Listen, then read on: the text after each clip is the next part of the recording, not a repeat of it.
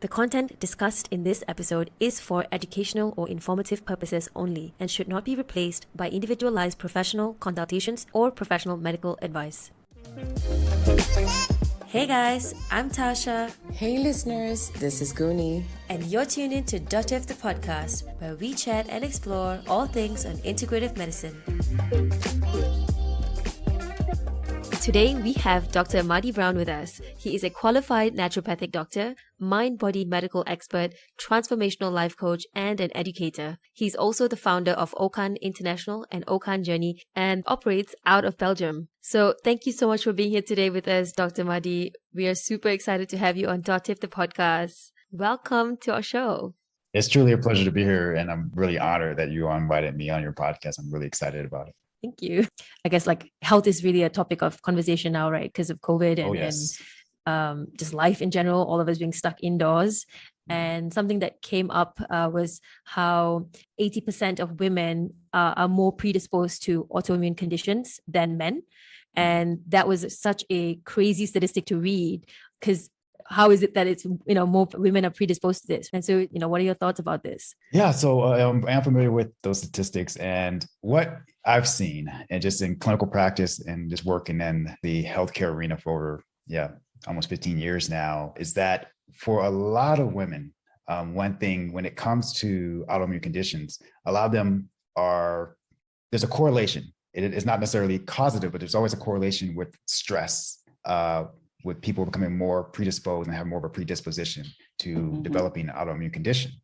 And what I've seen, especially in today's age, we have a lot of women who are pursuing their professional careers, but in addition to that, they are still taking on a lot of responsibility in the home life with, taking care of partners, children, and especially right now, we call it this sandwich generation, where you have individuals who are in their early 30s to late 40s, early 50s, who are not only taking care of themselves, but partners, children, and aging parents, in addition to their careers. So all of that responsibility that is now being put upon these women, you're not designed to manage, all of this at one time. And that's the thing that a lot of times I see, and what I've observed professionally with women is that you almost become the general managers of the universe. You take everything on your shoulders, all the responsibility for the care of others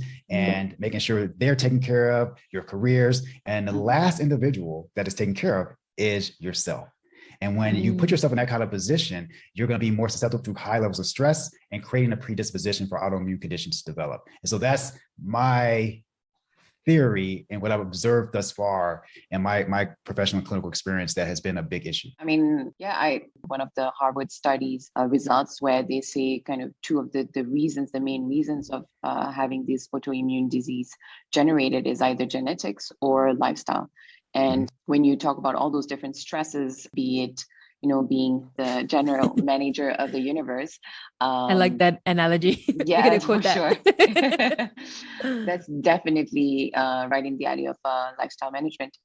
What are some of the typical kind of autoimmune disease you've seen out there that are prevalent for women? Yeah, of course. So you have the primary ones you will see: lupus, SLE for one. Hashimoto's has been another one, multiple sclerosis. Those are the big three that I've come across that have been typically seen over and over. But another one that has really come on the rise is this heightened sensitivity to gluten. And and that in and of itself it becomes autoimmune condition that you'll see a lot of women starting to deal with as well. And so again, kind of going back to what you were saying, Guni, with the genetic piece, I was just talking to a potential client, and he has type 1 diabetes. And so with type 1 diabetes, it's considered an autoimmune condition where the immune system is attacking the pancreas, specifically the beta cells, and the individual is no longer able to produce insulin on their own. And so they become insulin dependent. And that particular autoimmune condition typically happens in early childhood. And for him, it was around 8 to 9 years of age that it developed. And what we've seen, the correlation there is that when there's a lot of stress, you may have a genetic predisposition for it, but when you're dealing with acute and chronic levels of stress, which he was being exposed to in his childhood with family deaths, there's a lot of discord and stuff taking place within the household as far as dysfunction and a lot of adverse childhood experiences that he was going through, it triggers the upregulation of those genes. And now he ends up with type 1 diabetes. And so it's multifactorial, because a lot of times even in medicine, we'll say, oh, it's genetic or it's lifestyle.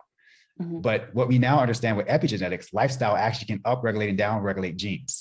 And even our emotions can do this. So there's this synergistic interaction between our lifestyles, our choices, our emotions, our thoughts, and how the genes upregulate and downregulate and carry out various functionality within the body. And so you can't, in my opinion, even separate it even along those lines, because it's so interconnected.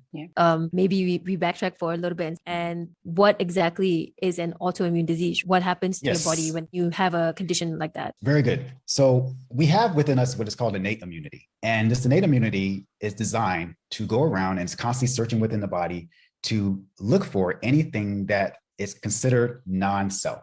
And so in each of our cells, we have these little receptors that the immune system will go and check. And based on that specific receptor, if it is recognized as self, it bypasses that cell and continues on searching for anything that's non-self. And so when you have any infection, that's considered non-self. It's not supposed to be in the body. So the immune system will mount an immune response. The innate immune system will create antibodies, and then they will now target that specific antigen, is what we call it, something that is not supposed to be in the body, and then go after it with a vengeance to destroy it. Right. What happens with autoimmune conditions is that immune system of ours no longer begins to recognize specific cells as self and begins to attack them. And now the immune system, instead of protecting self, is now attacking self. And we then end up with all of these particular conditions that fall within that umbrella of autoimmune, where the immune system now is becoming the agent of disease and deterioration in the body instead of protecting the body from outside agents that could cause that. That's so interesting. Like, I mean, I'm just thinking of it in more of a energetic and like spiritual way in some context. Like that means your body is, I guess, harming itself because it can't deal with the conditions that's in the body at the same time. And like, I know some people with autoimmune conditions, and it kind of feels like it's reflective of the state of mind that they carry with them. I don't know. Is that something you see happen? This is what absolutely, Tasha, I'm going to say this, and may be controversial. However, I have yet to encounter one case of an autoimmune condition where it has not been reflected in that individual's lack of self-love, self-worth, and self-value. There's always been that correlation. And I remember one time I was actually teaching on that principle in class, and one of my students who had an autoimmune condition became very upset and irate. You're telling me that I caused this to myself? And I said, well, first and foremost, it's your body. We have to take responsibility for our body, the body temples we occupy.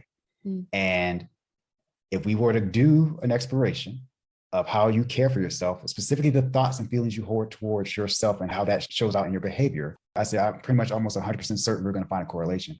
I've tried to prove myself wrong in this observation that I've made thus far. And so I would say with 100% certainty now, especially at this point in my career, that there is a distinct correlation between the individual's lack of self-love, lack of self-worth, lack of self-value, and how's that showing up in the choices that they're making or not making in their life based on that lack of value, love, and worth for themselves. That is correlated to now the body having no choice but to reflect that in the physiology. Wow. Yeah, I think what you're saying is also reflective that correlation, we do see it in a behavioral sense. When we say we have like destructive behaviors where it's not good for you, but you still go and go in those like relationships that are not good for you, or you do behaviors that aren't good for you.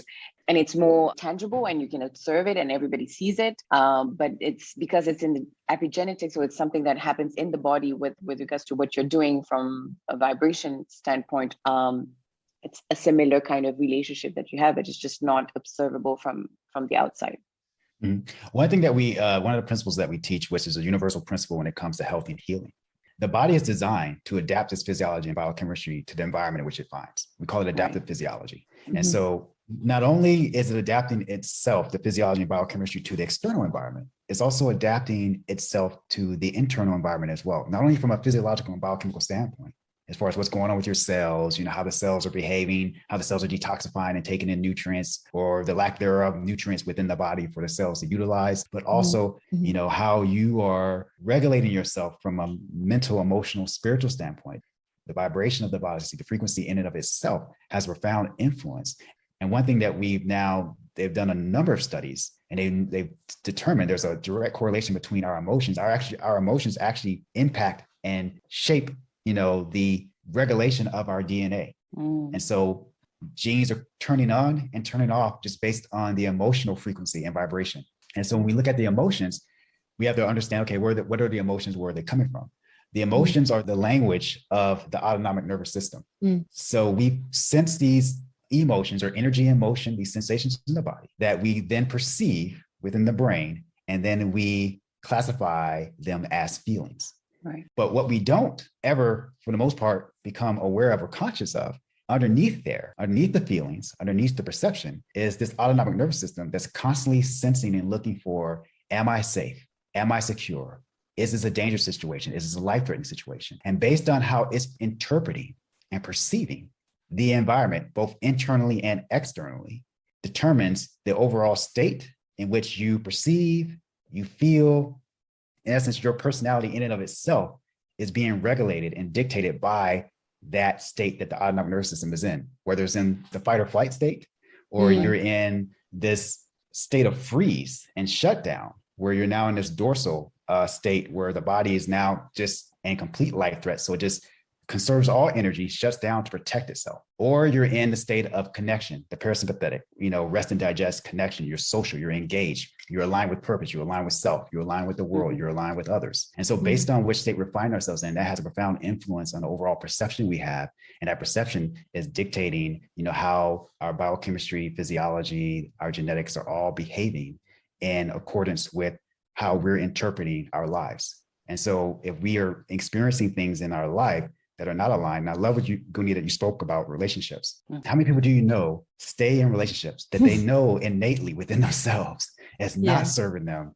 They don't feel good in it. They're not feeling passionate or nurtured or being reciprocated back to. Having a sense of love and appreciation. And they stay there out of a sense of obligation to what other people may say. Right. And so when you're denying the innate calling of your soul and your spirit to say, hey, this is not serving us, but you consciously still choose to be here, the body's, well, okay, I guess who we are at a core level is no longer valid. So therefore, the immune system can attack it. That's so interesting to put it that way, to see that if you feel like you're not valid as a person, then your body recognizes that you don't feel valid. So then the body's going to honor your truth. Yeah, we're onto something here. I wonder, in terms of naturopathy, how does the more spiritual side or energy kind of reflected in the science of naturopathy? Yeah, very good question. So one of the principles of naturopathy is to treat the whole person. And so when we define what is a whole person, it's not just who you are physically, mentally, emotionally, but there's the spiritual aspect of who you are as well as the relationships in which you find yourself, how you're contributing in the world, and how you engage with this environment. Right. All that makes up who you are as a whole person. So from a naturopathic standpoint, that's how we look at it. In addition to that, we also understand trusting and the innate healing power that's within the body. From just a medical standpoint, let's just look at it scientifically.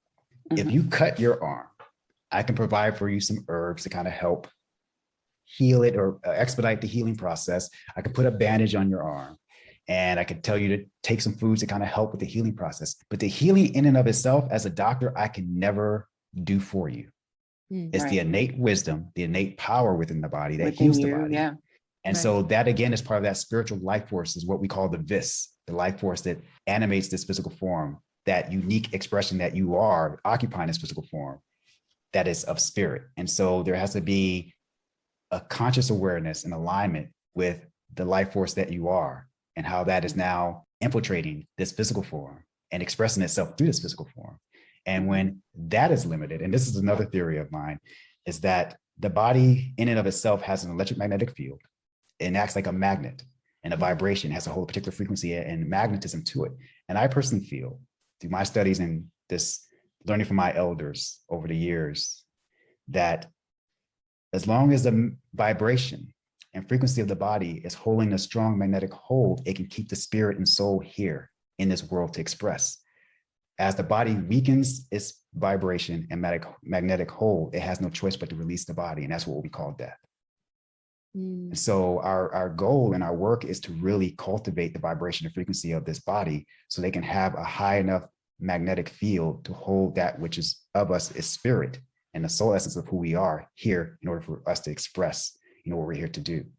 And so when we look at it, as far as how we feed ourselves, the food we take in, what's the vibrational frequency of the food? Are we eating things that are coming from dead sources? Or are we eating foods that are coming from living sources? Are we living in a way, kind of going back to what we were discussing with the autoimmune component, are we living in a way that's aligned with our truth and aligned with what we're here spiritually to do on this planet? And so as we come into this world as a whole person, you come into life integrated as one. You're not a consciousness, you're not an emotional being over here and a physical being over here. You come into the world whole. And so you have to honor and align yourself with that principle of oneness, with that principle of wholeness. And so within naturopathy, we look at it from that state. We can look at it through no other lens because that is how we show up here in life. And so to compartmentalize ourselves in such a way where we are looking at ourselves as, who I am consciously, or who I am professionally, who I am emotionally or physically, and negating the other aspects of ourselves is where we find ourselves getting in trouble. Before in our call, we were talking about the concept of homeostasis and the body having its natural intelligence to know when you're in a state of homeostasis. Do you mind just explaining the link between autoimmune conditions and homeostasis? Yeah, of course. And so understanding homeostasis is the body's ability to always seek a place of harmony. So when the body is in a state where the physiology is now adapting itself and the biochemistry is adapting itself to the environment in which it finds itself, it has no choice. It only can do that. That is the law. Wherever the body finds itself, it will adapt to accommodate an environment. So if you've been living in such a way where you haven't been taking care of yourself and you haven't been honoring yourself, now the body will seek homeostasis up to which that point you have created the conditions that you now live in. Right. And if you find yourself now in a place where the most your body can do with health is what we call an autoimmune condition, that is your state of homeostasis until we can shift the environment, both physiologically and biochemically, but also spiritually, mentally, and emotionally. So there's congruence and alignment across the board. And then the body, by law, has no choice but to adapt itself to a new homeostatic level, if you will. That's a higher expression. And so autoimmune conditions, let's say autoimmune conditions are like here, as far as what the body can do to express itself, as far as homeostasis is concerned, let's say cancer is down here. And so all the variations of health based on the condition in which the body is finding itself, and it will seek homeostasis or harmony at that level to the best of its ability until you consciously change the conditions where it can seek a higher level of homeostasis. And it's a constant fluctuation of seeking as much harmony and balance as it can based on the conditions in which it's finding itself. I find our bodies and how they're designed and how we are as human beings extraordinary because we have so much capacity for change and shifting the nature of what we're experiencing in our life just through our choices. And one thing that I always like to say is that we come into life looking like our parents. We leave life looking like our choices. Many good quotes. So when we are living a life that is not in such a way that we're choosing what's going to be best and most serving for us, our life has no choice but to reflect it. Like I said, our bodies are our best friends. They can only tell us our truth. Definitely. Would you say that burnout and stress is a key factor in people developing disease and even, particularly autoimmune disease as well? 90% of all human disease is associated with stress. 90%, over 90% actually.